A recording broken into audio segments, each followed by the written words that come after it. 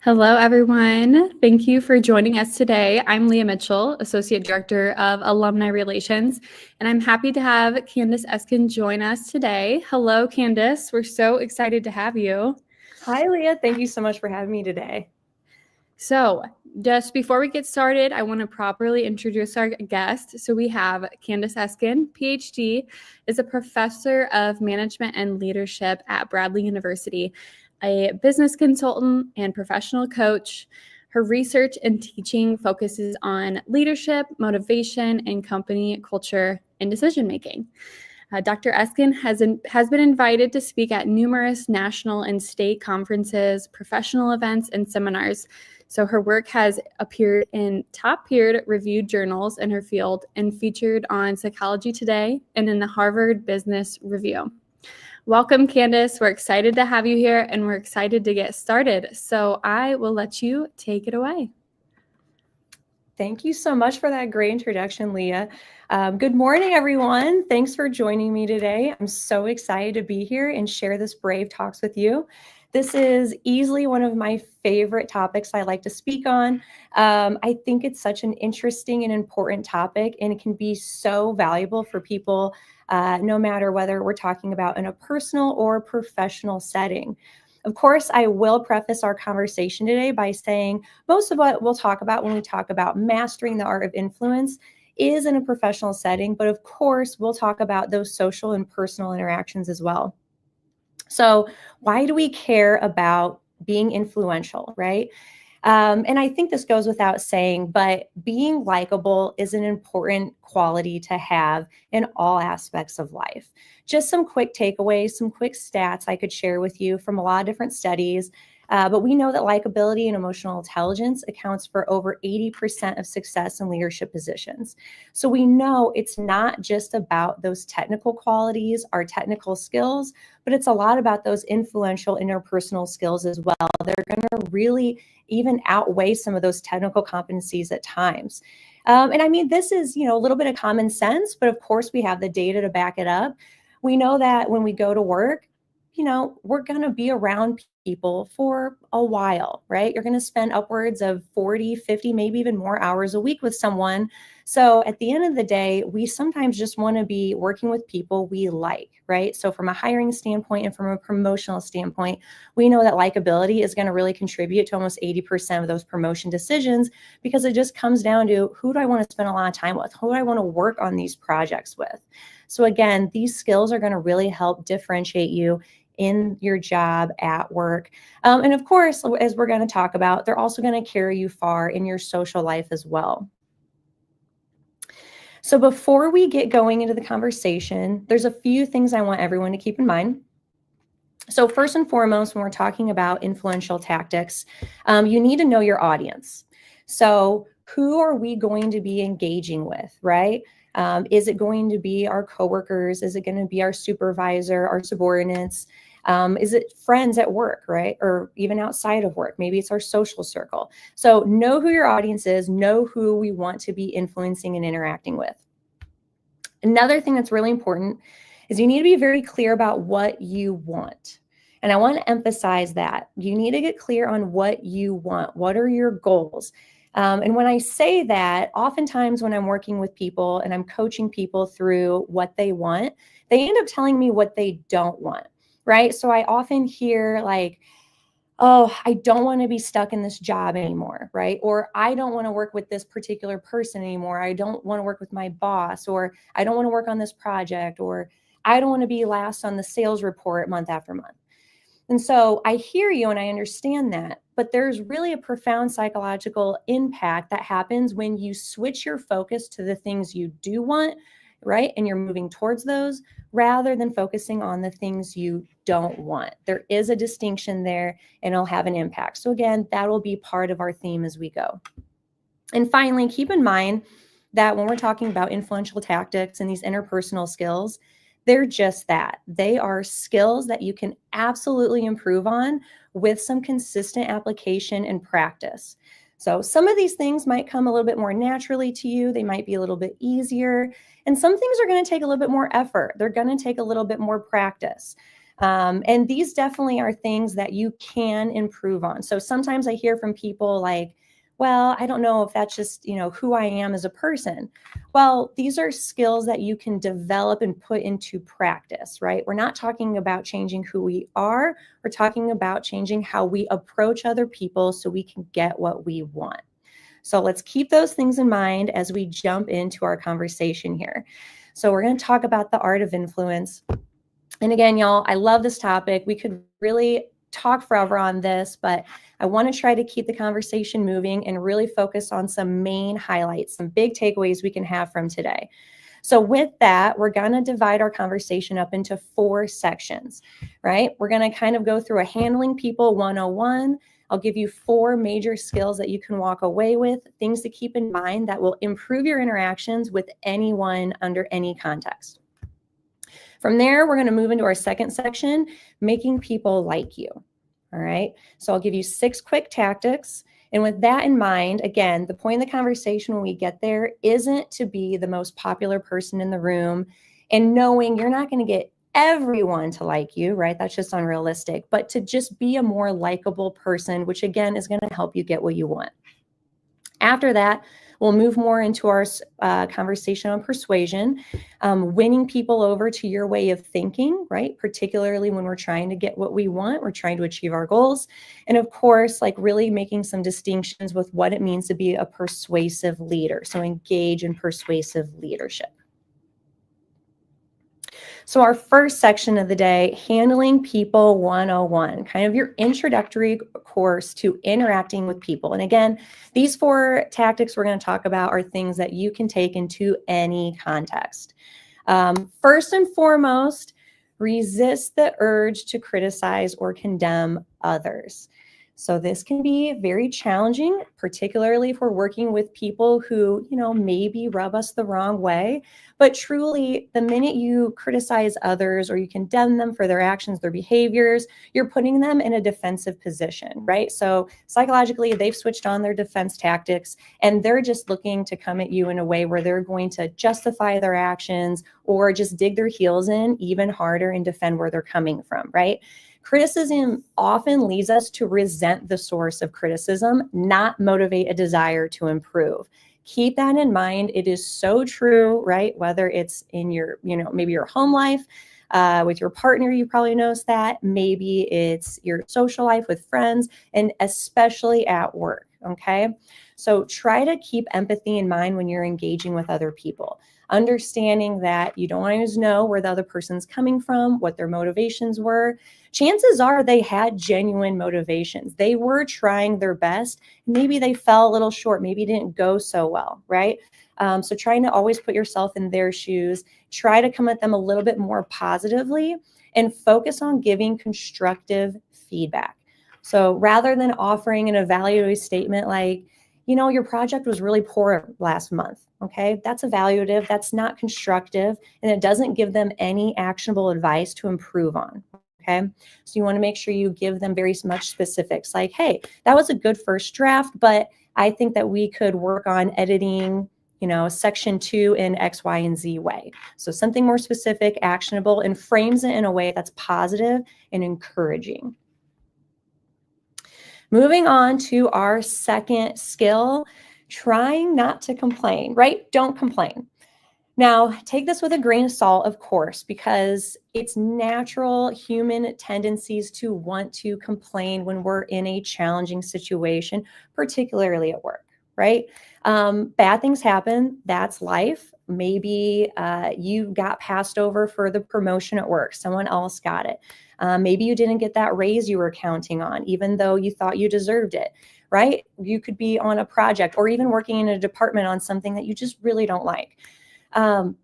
We aren't drawn to people who complain. In fact, what we know is that being optimistic, being positive is an extremely powerful attractor.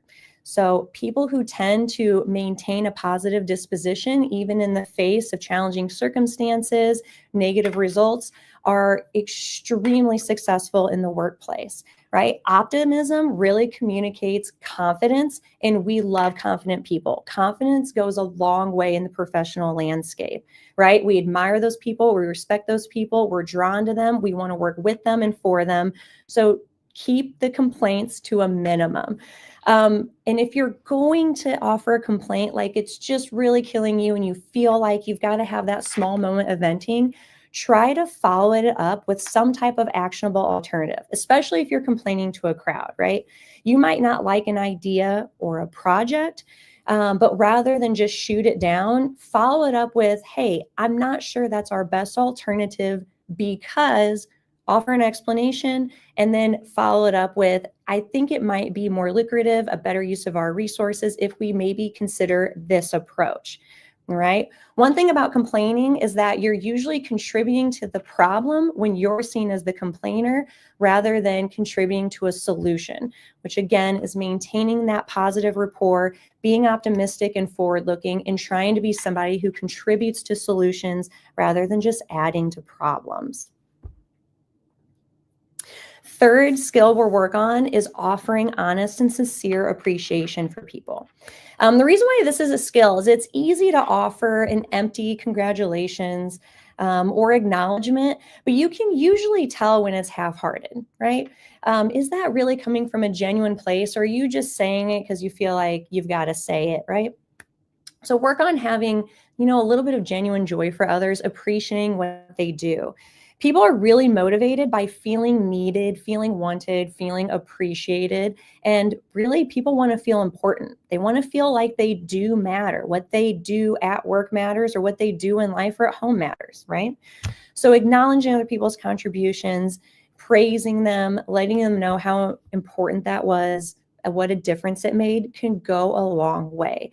That sort of genuine support is extremely motivating and makes people feel good.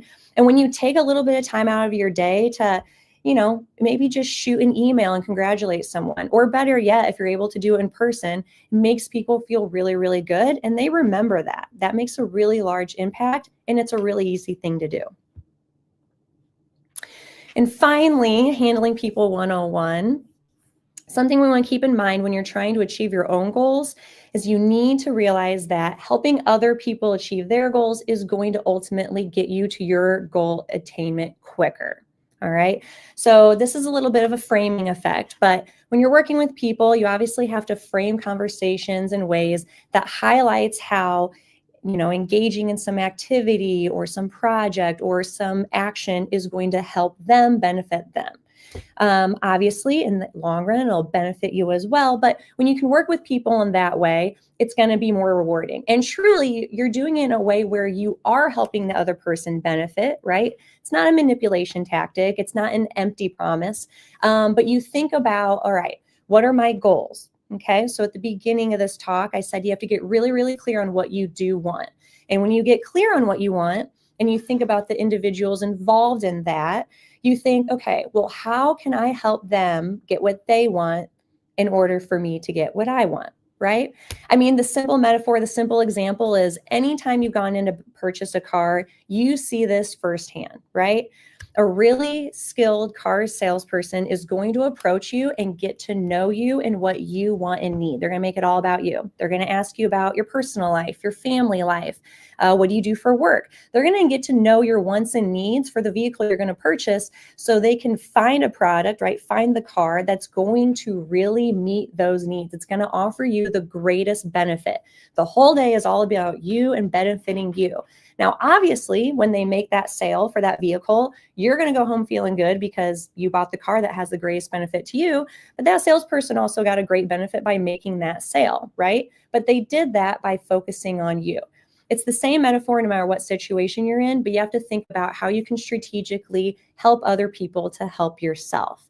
And that's always going to be much more effective than trying to push people into decisions or force behaviors and actions. So keeping that in mind, those are our 4 main tactics you can use to better interact with individuals and get more of what you want. moving forward into our second part of our conversation today, I want to give you 6 quick tactics that you can start using immediately to get people to like you. Now, again, this circles back to those quick stats I gave you about likability, promotability, how important it is to truly be likable. Again, it's about being regarded in a way where when people think of you, they think of you positively. Again, you're not at work. It's not about being everyone's best friend, being voted most popular, but it is truly about being likable to the point where people want to work with you, right? You're the person who they want promoted, working alongside them in those leadership roles because it's important. So first and foremost, show interest in other people, all right? Genuine interest, make it about others. Ask them questions, dig deeper, ask follow-up questions, show genuine interest because what do we know? People love to talk about themselves. It's pretty easy. I think that goes without saying. So get people talking about themselves and show some genuine interest. With that, number 2, smile. Again, I know that sounds so simple, but again, it's about building self-awareness and being mindful of your nonverbal cues. All right. So when you're showing interest in others, are you making eye contact? Are you offering like a pleasant expression? Are you, looking like you're genuinely interested and happy to be engaging with this person? It can be even something as small as when you pass someone in the hallway at work, do you offer them like a kind smile and just a quick hello? It makes people feel so good and noticed. It's those small things. And we also know lots of research shows that emotions are contagious. There's literally something called emotional contagion. And when you are smiling and positive, people are drawn into that, right? We're very attracted to positive people, optimistic people, and it makes us really like them more. Number 3, remembering names. And this is a tricky one, all right? Some people are genuinely just so inherently good at this. And then sometimes people really struggle, right? You might be the person where you meet someone, you shake their hand. Hi, Robert, nice to meet you. And then literally about 5 seconds later, you've already forgotten Robert's name. This is a common misstep. It's so easy to do because, again, you're so focused on already thinking ahead in the conversation or interaction that you've forgotten to focus on the person's name. This takes a little bit of practice, right? And I always tell people the best way to try to remember someone's name is be very intentional about using it as much as possible in those initial interactions with someone. So find ways to slip it into the conversation as you're showing interest in them, as you're asking them more questions, and that'll help solidify it. And of course, I always say, once you leave an interaction, make a quick note in your phone about that person, right? Little things that you could do to try to remember it, but it goes a long way because we know that people like to talk about themselves. We also know that people love hearing their name being said because, quite frankly, it doesn't happen often. And when it does, it makes us feel important, which is all going to feed us into our next 6 tactics, which just feed off of those first 3, right? Being a good listener. So as we're showing interest in others, right? We're smiling, we're engaging, we're using their name. Truly listen, all right? Give yourself a moment to take a breath, take a step back, and don't think about what you're going to say next in the exchange. Most people are not good listeners. They're hearing what you're saying, but they aren't listening to what you're actually telling them. And there is a big distinction between hearing someone and listening to someone. When we engage in conversation, unfortunately, a lot of people are hearing what you're saying the entire time. They're just thinking about what they want to say next. They're thinking about how they want to respond to that engagement, which also means that we're probably not really remembering anything. We're not focusing on the other person.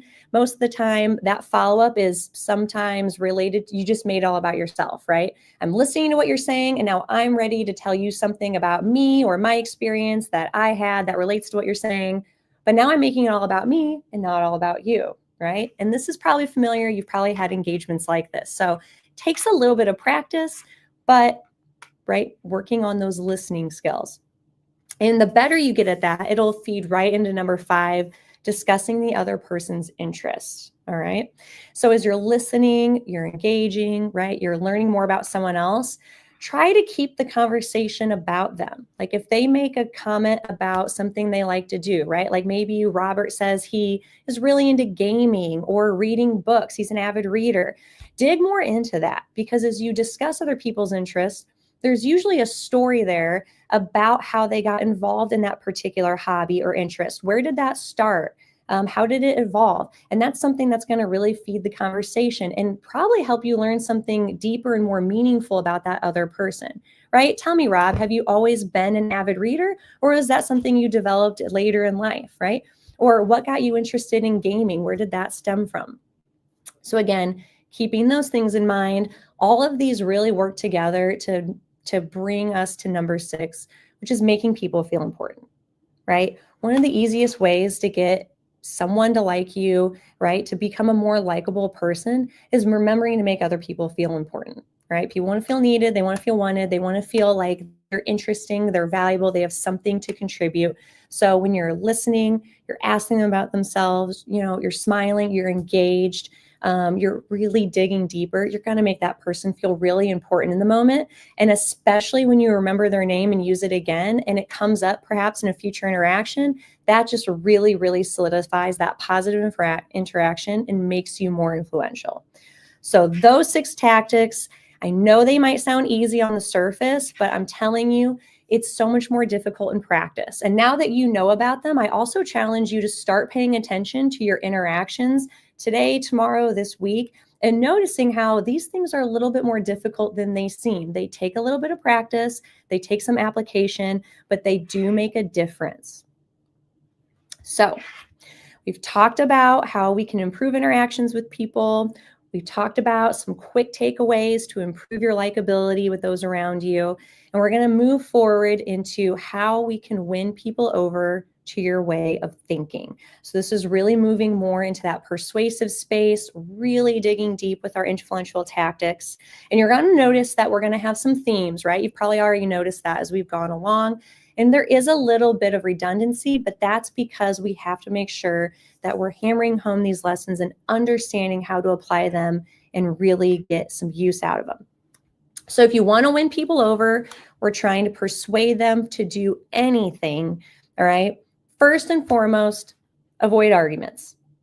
Again, when you say it out loud, it sounds obvious, but sometimes rather than trying to engage in a positive conversation, we find ourselves just trying to win our point over, all right? We want to be right, especially at work. People can really get themselves in trouble taking this. We want to be right because we're trying to prove our credentials. We're trying to prove that we're a skilled and knowledgeable employee, right? I know my stuff. I know I'm right. But when we get into those arguments, oftentimes we don't walk away from an argument feeling better about the other person we just engaged with. We often feel worse, right?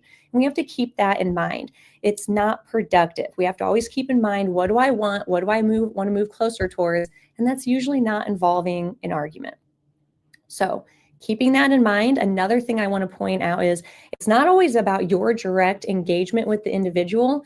But if you're having some of these more abrasive conversations in a group setting, right? Perhaps you're in a meeting, people pay attention to others' behaviors, right? And if you're that argumentative individual and you're criticizing or complaining, people notice that. And that makes an impression on you, right? So that's also going to feed into your likability, right? Is that really the kind of person I enjoy working with? I want to promote. I really want to be in that leadership position.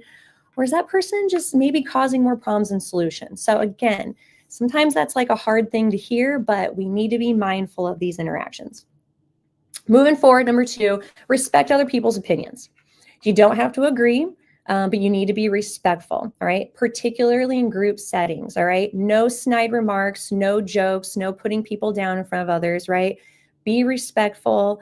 We're really trying to set that tone for positivity and professionalism, because again, that's going to reflect on you.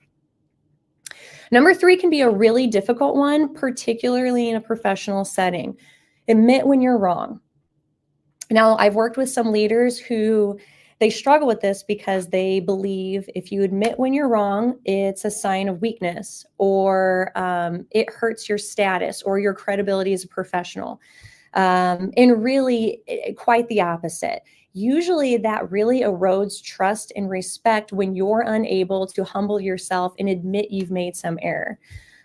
Taking that a little bit further, if you're the type of professional who's able to admit, hey, that's an area I definitely could improve on. I might have made a misstep, and I think this is what we're going to do moving forward. A lot of times people admire that. It makes you more relatable. It makes you more approachable, and people really, really admire that. So when it's necessary, admit when you're wrong and keep it moving though, right? We're focusing on how we can improve and move forward. Try to understand other people's perspectives. Again, it ties in with number 2. It's not always about agreeing with others in every situation, but we're trying to be respectful. We're trying to be empathetic. We're trying to genuinely understand where someone else is coming from. There's always a reason why somebody has a perspective or opinion, and you need to try to get to the root of that, because that's going to really help you work well with others, right? That's also going to tie into number 5, getting the other person to say yes. So anytime you're trying to persuade someone to do anything, you've got to find common ground. So if you can't understand someone's perspective, you're never going to find common ground and get them to yes. All right. You're just going to drag out that conversation. It's not going to walk away on a positive note. We want to find common ground, get people saying yes, get to a point where we're agreeing with each other. We're on the same page. We're building that positive rapport. Okay. And with that too, it's letting the other person win. So always, we're avoiding arguments. And again, when I say win, it's not like conceding, like, oh, well, you're just right. I'm not even going to try to have a productive conversation, but it's trying to understand when to pick and choose your battles. Is this really, a hill I need to die on at work today or in my social life, whatever it might be? Or can I just let this person have that? And let's go ahead and find a way to sidestep that and get to the more important topic. All right. We're always focusing on what we're truly trying to get. It's not about winning, right? Usually if you're letting other people sort of have their wins in the long run, that might really help you out more. Okay. We're going to use reciprocity and be generous when we can. Sometimes this can be difficult because human nature, we are sensitive to equity, particularly in the workplace, right? I want to feel like when I put in, a certain amount of effort into anything, I'm going to receive this certain amount of effort back. We're like, keep score with that at work, right? I worked hard, so I deserve this, or I did this favor for, these colleagues. They should pay me back at some point.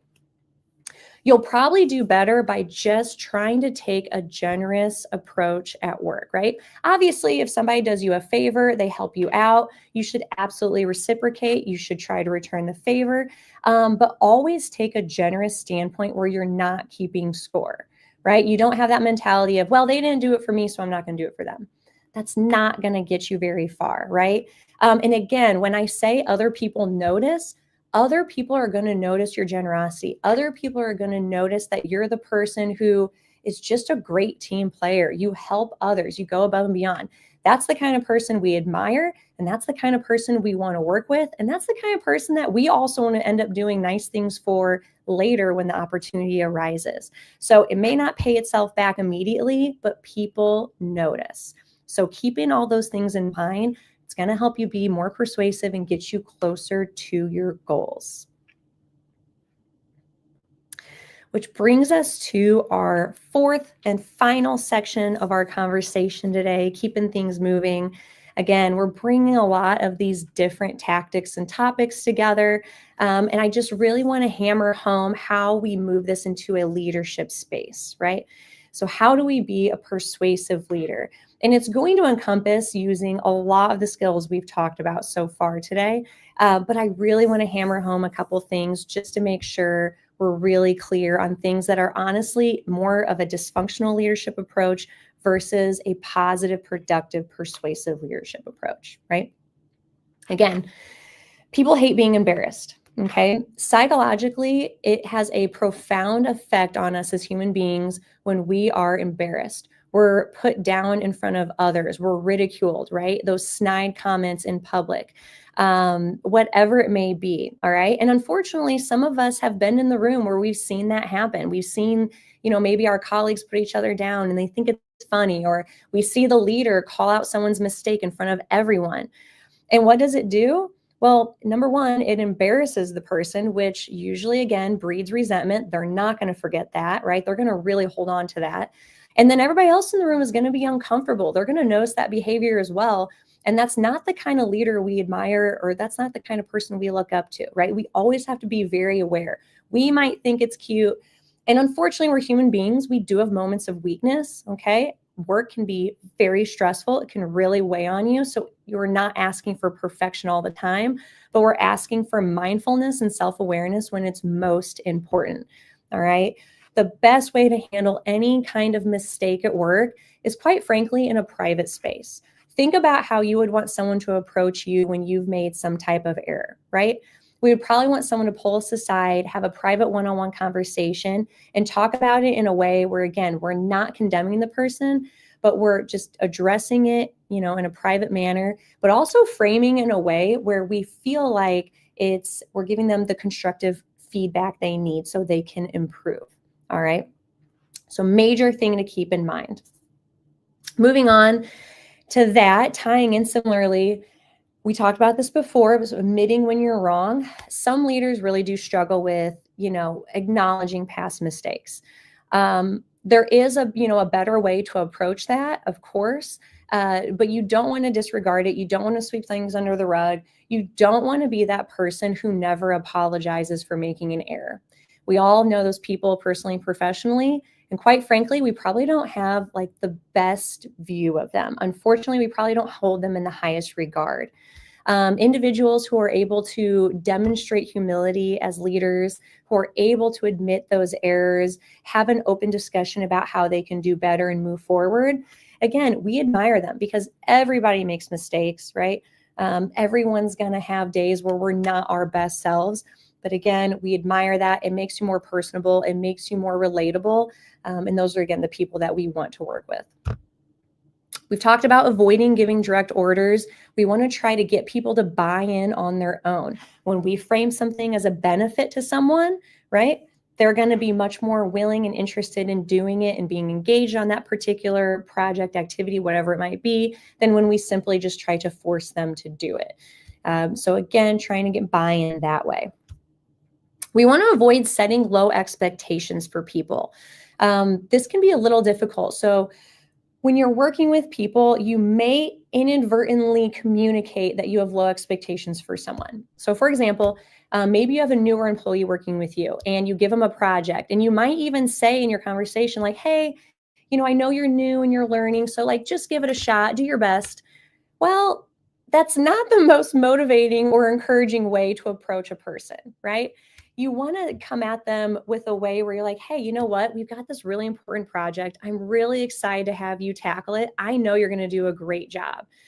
That person's going to immediately feel very important, very valued, like their boss has confidence in them. And yeah, they may still make a few errors. It may be new to them, but they're going to be much more inspired than like, well, take it a shot, do your best, it'll be fine.